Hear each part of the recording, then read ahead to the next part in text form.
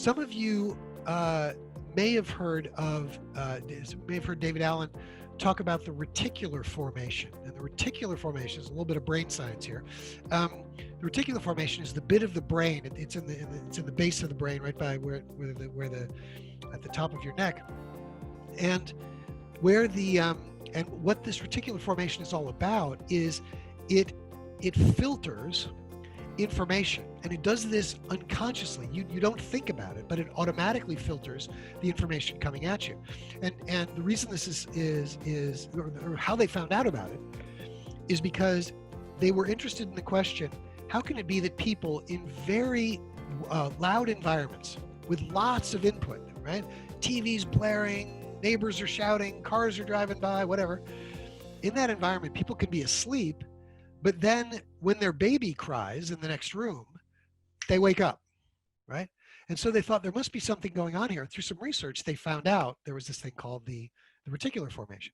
And so one of the things that we look at in the seminar is, what does knowing that about our brain and how it works help to inform how we think about focus in GTD? I mentioned earlier, okay, the horizons of focus. Some of you might have seen this slide or a slide very similar to it in the past.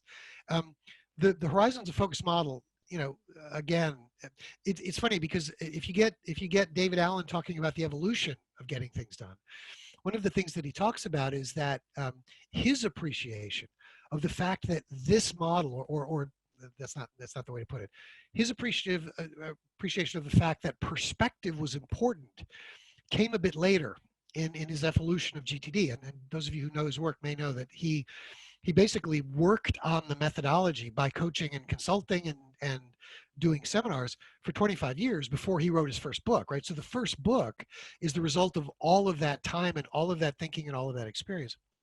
Anyway, it was fairly late on, in the evolution, that he realized that he was getting people to a point where they had a good sense of control. They could deal with the world as it came at them. But what was missing was perspective. They weren't able to say with any kind of confidence that as they were choosing between next actions, that they were making good choices because they were lacking perspective. Is this more appropriate than that to do in the next 5 minutes because of how it fits into the bigger picture of my life? And it was kind of that was the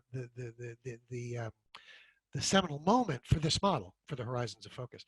We've used this with clients for years, both on an individual basis, but also on an organizational level basis. So some organizations, a very, very large food company that I've worked with, no names, but one of the largest food companies in the world, they use this as the planning model for doing their long-term planning. So it's a fascinating model, and one that we, as I say, in the level 3, we spend a lot of time with. So ultimately, GTD is about, as I say, it's about control and perspective, and we bring all of that together in this wonderful diagram, which brings together the 5-phase model that you're familiar with, right? The workflow model: capture, clarify, organize, reflect, and engage, and the perspectives. So the 6-layer model: next actions, projects, areas of focus, goals, vision, and then purpose and principles. And then we talk about, how do these things work together? How do the perspective aids and the work that I've done in control work together to keep my perspective high, but also to make sure that I'm focused on the right things and I'm making forward progress on the things that are important to me. We introduce the GTD matrix. For those of you who've done the have a view of our website, and you'll get a chance to try out something that we call the GTD-Q, the GTD the GTD quadrant, sorry. And the GTD quadrant will ask you a set of 16 questions, and then we'll give you a score on this GTD matrix. So it'll let you rate your own perspective and control, and then it'll tell you in which one of these 4 quadrants do you end up, and it'll give you some advice about what that means about your own GTD practice and systems. So here's a question for you. Which map do you need to use to get to Times Square? The answer, I would argue, is, well, that depends on where you're going to start, right? If I'm already in Manhattan somewhere, probably the map in the lower left-hand corner is the one to start with. If at the moment I'm in Australia somewhere, well, then maybe the map in the upper left-hand corner might be the one to start with. So that makes the point that makes the point that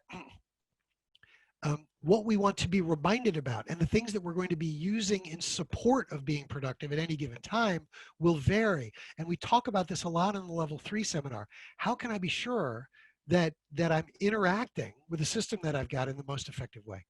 Okay. A quote out of the level 3 seminar: when you have your act together, there are no interruptions. There are only new opportunities to enrich your world. Okay. So David would argue that if you have your act together, okay, that as things come at you, it's all just interesting information, right? Some of it's irrelevant and can be forgotten. Some of it are things that you need to be engaged with, and some of it are things where you'd say, interesting, maybe not today, but maybe later. That could be something that has more the nature of a someday maybe in the parlance that we use. But again, there's a lot of David in this seminar and a lot of higher level thinking about why GTD is important and how you can make sure that GTD is doing the best by you.